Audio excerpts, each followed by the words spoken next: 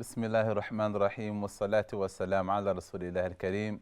Alhamdulillah, and welcome back to another episode of Life's Adornments, where we're discussing child rearing, its beauties, its benefits, its virtues. And in this particular episode, we'll be talking about playing with children, in the sense that as they are growing up, as we are watching them grow, how do we engage them in a way that is loving, in a way that is merciful, in a way that causes them to grow up to be balanced, happy, and love-giving human beings. So alhamdulillah, to help us with this endeavor, we have Sheikh Assim Al Hakeem, who is a teacher at Zad Academy, a teacher at KIU, and he has been an imam and a teacher for over 30 years. Alhamdulillah, we would like to introduce our guest. Assalamu alaikum wa rahmatullah. Wa alaikum assalam wa rahmatullahi wa barakatuh. Jazakallah khair for coming, Sheikh, and we always benefit from your knowledge. Barakallahu feekum, jazakumullah khair for having me. Now, alhamdulillah, there was a narration of the Prophet ﷺ as he was on his minbar, and his grandsons Hassan and Hussein were rumbling and tumbling and rolling around in the masjid, and he said, Saddaqallah. Could we please talk about this narration, and what was the particular thing that happened here? Bismillah ar-Rahman ar-Rahim, alhamdulillah, wa salatu wa salamu ala abdihi wa rasulihi wa mustafah nabiyyina Muhammad wa ala alihi wa sahbihi wa man ihtada bihudahu. Amma ba'du. This narration is authentic, it's in the Sahih. The Prophet ﷺ was giving a khutbah on the pulpit when he saw al-Hasan or al-Hussein, and they were tripping in as they were children of 2 or 3 years of age, maybe less. So he came down from the pulpit, picked them up, and went back, and he said, Allah Azza wa Jal had said the truth, that wealth and your offspring are a fitna. Yes. They are a means of testing. So I saw them, I could not hold back myself from embracing them. And we know that the Prophet ﷺ was the best of men. And part of being one of the best of men is to express your feelings. So many times we are under the assumption that real men do not express their feelings. And this is totally wrong. The best of men, the best man ever to walk the earth was the Prophet, without any doubt, alayhi salatu wassalam. And if you look into his seerah, and this is why I highly encourage Muslims to read about their Prophet, alayhi salatu wassalam, biography, to read the book of Ash-Shama'il, his description, how he used to live and how he used to act, because from that you learn the best way to live. So you don't have to have a life coach to come and tell you do this or do that, because we have our role model, who is the Prophet ﷺ. Did he express his feelings? Indeed he did, either by saying or by acting. So do you love your brother? Do you love your wife, akhi? Yes. Of course. Did you express that to her? A lot of the Muslims would say, no, I didn't, but she knows. No, this is not enough. No. The Prophet ﷺ, when asked by strangers, Amr ibn al-As comes to him and says, O Prophet of Allah, who's the most beloved person to your heart? The Prophet said, Aisha. He said, no, I meant men. He said, her father, Allah. Abu Bakr. There is nothing to hide. By actions, the Prophet ﷺ used to express his love. Whenever Mother Aisha drank milk from a glass or a cup, he used to drink from the same position she placed her lips on. No. Not like what we do. So, okay, change it, please. It's hygiene, for hygiene purposes, or wash it with Dettol or whatever. No. And also with children. The Prophet, it was narrated, alayhi salatu wasalam, used to place Usama ibn Zayd on one leg and al-Hasan ibn Ali on the other leg. Now, just a background of Usama. Usama ibn Zayd ibn Haritha. His father is Zayd ibn Haritha. He was the adopted son of the Prophet ﷺ when adoption was permitted. No. So everyone knew him as Zayd ibn Muhammad. He was a slave, given by Hakim ibn Hizam to his aunt Khadija. Khadija gave him to the Prophet ﷺ as a gift. The Prophet set him free and talked to the people of Mecca, this is my son. Then Islam abolished adoption in the Western society's concept, which is taking your name, inheriting, becoming like a real son. This was abolished. So he was named as Zayd ibn Haritha. The Prophet says, this man I love. And then he got married, he got him married to Ayman, the Abyssinian. Wow. So she was black, he was white.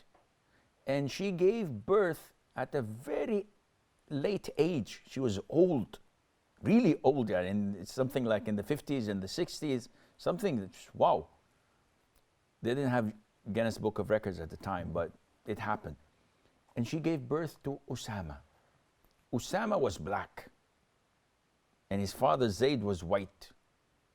So the Prophet used to love Usama so much as if he was one of his grandchildren. And whenever they used to describe Usama, they used to say, oh, Usama, the love of the Prophet ﷺ, the son of the love of the Prophet ﷺ. So he loved them both. So when they were children, he used to place them both while sitting down on his knees. And he would say, oh Allah, have mercy upon them, for I have mercy upon them. I love them. I feel merciful, compassionate to them. The Prophet didn't hide such feelings. He expressed it. He showed everyone that we are human beings. We have to show our feelings, especially to the ones who we love. For an example, a man was talking to the Prophet ﷺ when a third person walked by. So the man said, O Prophet of Allah, I love this brother. Why does he love him? Because he's a practicing Muslim, he's kind, he's generous. Look at what the Prophet asked him. He said, you love him? And the man said, yes. He said, did you notify him? The man said, no. So the Prophet said, go and tell him. And Brother Yusuf, I love you for the sake of Allah. And I'm telling you that so that we would be following the Sunnah. When you love someone, express your love. Our love is not platonic, as they call it. It is natural. A man loves a man for the sake of Allah, not for any, weird things that's happening in the West. We don't have this, alhamdulillah. It's a natural love based on the Quran and the Sunnah, because you're righteous, because you pray, because you're kind to your parents, blah, blah, blah. All of this are reasons for me to love. So expressing your feelings is part of our religion, especially when such feelings are positive. The Prophet ﷺ met Mu'adh once, and he said, Mu'adh ibn Jabal, he said, Mu'adh, by Allah, the Prophet is swearing, I love you. Do not leave at the end of every salat to say, Allahumma a'inni ala dhikrika wa shukrika wa husni ibadatik. The Prophet is expressing his love even to his companions. Now, if we were to look at other scenarios, we would find that the Prophet ﷺ was not a general, was not a man of the military, rigid, tough. Everybody has to wake up at 0600 hours, do this, do that. He was easygoing.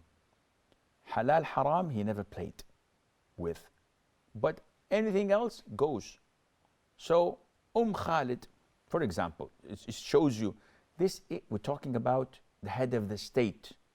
We're talking about a man that Persia and the Byzantine Empire and everyone around him are scared of because of his power and the growing powers he has.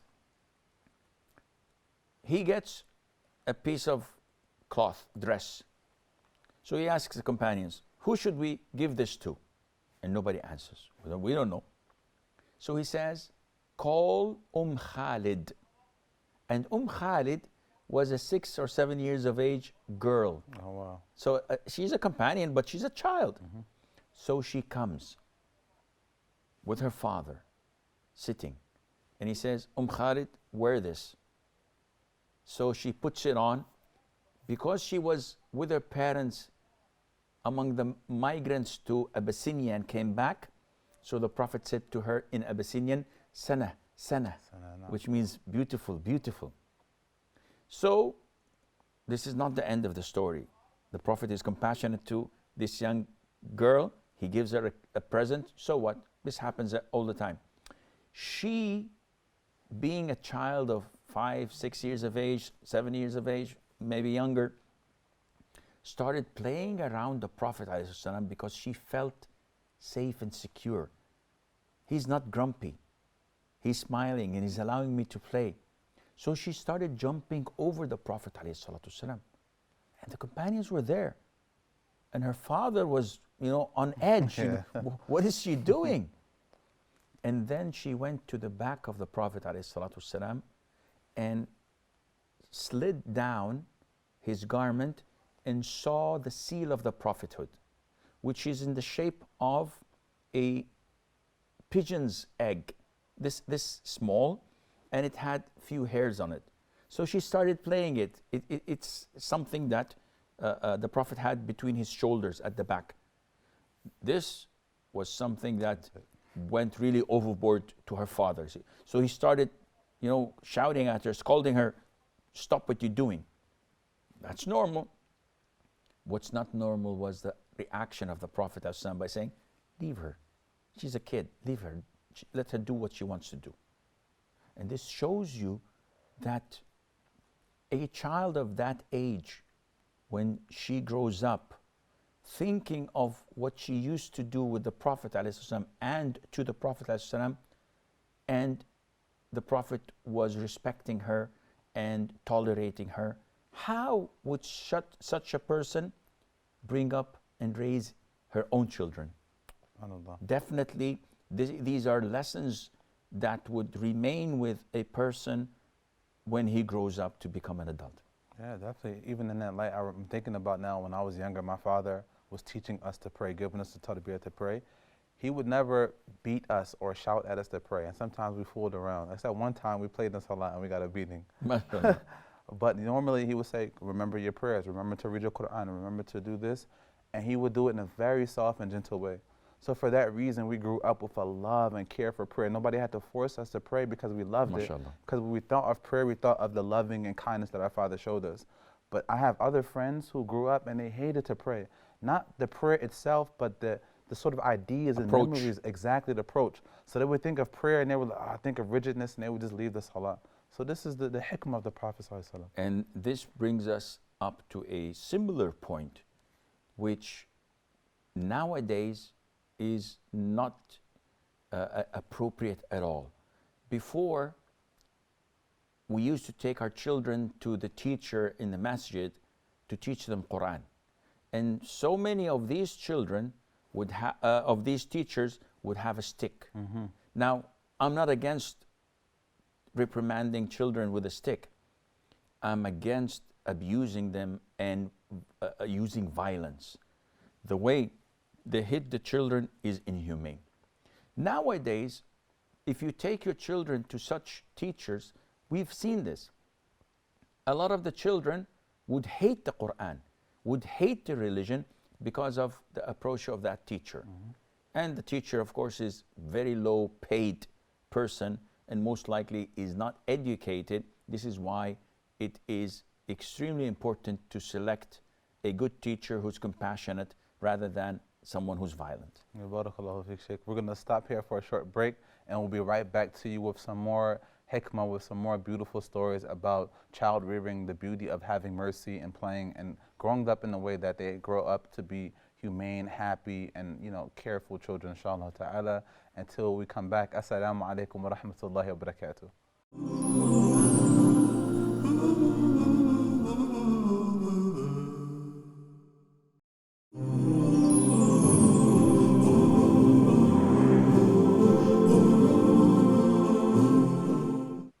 Assalamu alaikum wa rahmatullahi wa barakatuh, and welcome back to our second segment of Life's Adornments, where we are talking today about raising children and playing with them, about showing mercy.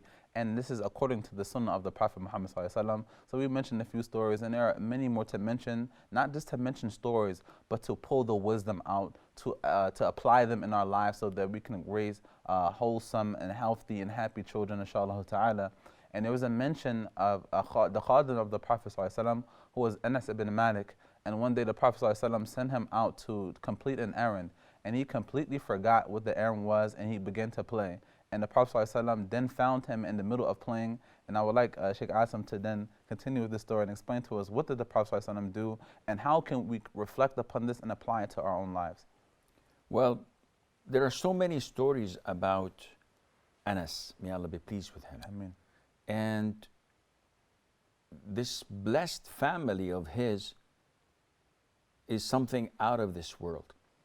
His mother was known as Sulaym al-Rumaysa, and she was a wise woman. Ibn Hajar, may Allah be pleased, and may Allah have mercy on his soul, Amen, related her to the Prophet, and he said that she was one of his mahram. So she, Sulaym, and her sister Haram, and their brother Haram ibn Malhan were, as stated by Ibn Hajar, the uncles and aunts of the Prophet ﷺ. So they were his mahram. And when the Prophet came to Medina, she was so smart. And I think if she were here in the current stock markets, she would have made billions on Wall Street, because she did pick the best investment ever. Allah. She went to the Prophet ﷺ and said, "Oh Prophet of Allah, my son Anas, he's 10 years of age. He will be your servant. He's a learned boy." She didn't ask for money because she has wealth and he is a free boy. He's not a slave. So she wanted to invest so that he would attain dua from the Prophet, knowledge from the Prophet, barakah and blessings from the Prophet. So he became the khadim, which means in English, the servant of the Prophet ﷺ, for 10 years. Imagine. He said, I accompanied and served the Prophet ﷺ for 10 years. Never ever he asked me, why didn't you do so and so for something I didn't do? Or wouldn't you have done so and so for something I should have done? Never the Prophet would interrogate him or ask him. It was an easy going. It was a relationship based on trust. The story you mentioned, that the Prophet said, that Anas says, the Prophet ordered me to do something, and I wasn't very happy about it. I was a bit upset. So as I was going to do it, I saw kids play. So I started playing with them. And after a while, like half an hour or so, the Prophet stood next to me. I wasn't aware of that. And he said, Anas, did you do what I told you to do? So I immediately was, shaken up. Yeah. And I said, I'm going, O Prophet of Allah. And the Prophet started laughing. No reprimanding, no hitting, no scolding. That's it. Look at the way the Prophet used to deal with children. Not only that, he used to empower them. Nowadays we have women empowerment. What do you mean? Taking them out of the fold of Islam and making them similar to men. So now even men and women, they don't want to have this. They want to have a word that represents the gender. So she does not say she. She says they, for a female or a male. What is this? They say this is best so that we don't segregate. All of this is nonsense. In Islam, empowerment of children is there. Giving them confidence, giving them trust. So many times, someone tells you, say this or that to the child. Said, no, I'm afraid that he would leak my secrets. The Prophet didn't do this. He trusted the companions, the children. Anas bin Malik says, the Prophet told me, ﷺ, to do something, and he said that this is secret. Al-Hafidh ibn Hajar explains. He said, this secret is not part of the religion. This is something to do with the Prophet's wives. So it's a personal thing. Yes, yeah. That's why. So he went, did what the Prophet had asked him to do, then went back home. Sulaym, may Allah be pleased with her, said to him, what kept you so long? Why are you late?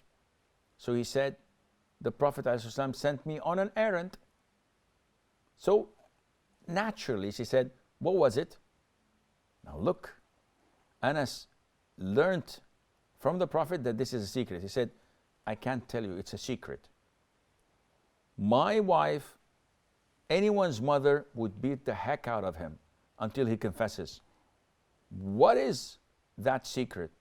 Sulaym said, listen, son, as long as the Prophet has entrusted you with it, do not tell a soul about it.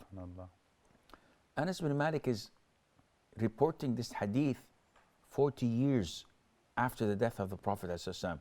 And he's telling it to his companion from the Tabi'een, Thabit al-Bunani.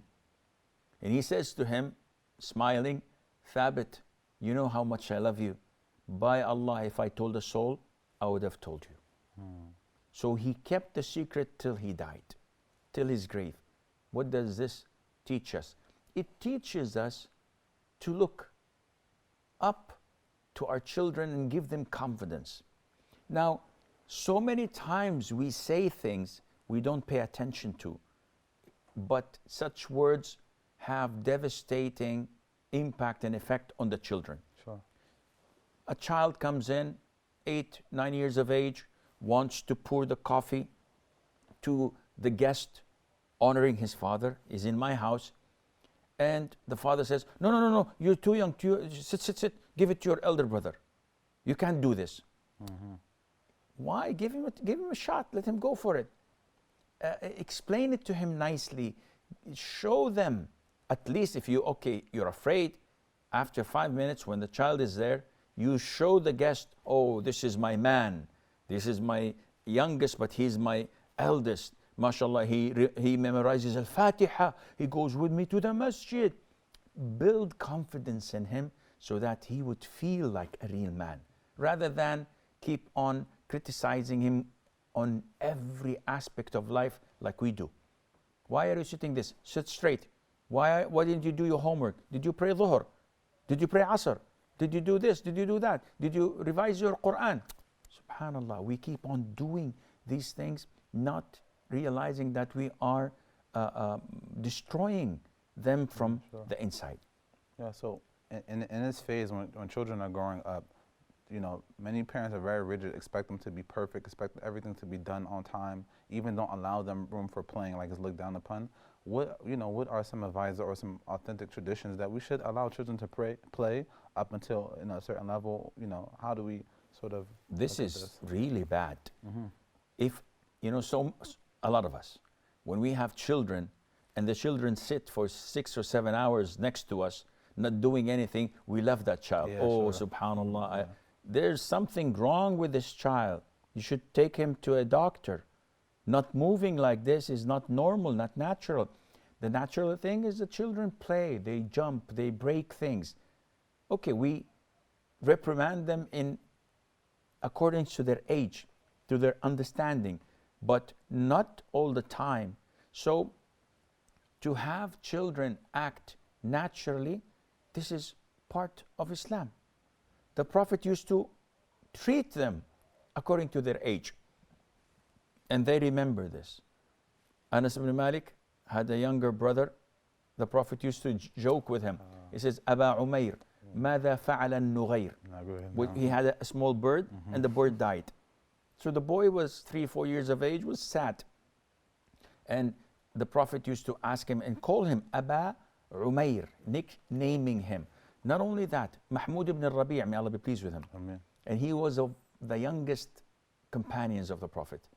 He says, I was 5 years of age, and I recall it as if it's yesterday, that the Prophet was making wudu, and while having water swirling in his mouth, I was over a distance, he spitted the water in my face, laughing with me. You know, this is a way you joke. And he says, I remember this, which makes him part of the Sahaba. Also, I think her name was Zainab, the daughter of Salama, his wife. So she was his step daughter. He used to, whenever she comes, sprinkle water while performing wudu in her face. This kind of loving environment, this gaming, was part of our religion. It was reported that Umar ibn Khattab once was in his home, lying on his back and children jumping on his chest. One of his officials, you know, the ruler of a region, came in and he said, Subhanallah, you're the Khalifa, you're the Caliph, and this is being done to you. So Umar took note of that and he said, what do you do with your children? He said, well, with my children, when I come home, no one opens his mouth. Whoa. What did Umar do? He said, leave your post. You are fired. If you don't have mercy upon your own children, how would you have mercy upon all the Muslims that you are governing? So all of this shows you that it is part of our Islam, but we are ignorant of our own religion and the beauty of it. SubhanAllah, this is a perfect place to end our segment, mashallah. I'm even thinking about a statement of the Arab, I believe is kama tudinu tudan. Correct. Yeah, as you do unto others, so will be done unto you. True. So inshallah ta'ala, thank you so much for your wisdom, Sheikh. Everything that you shared today is beneficial.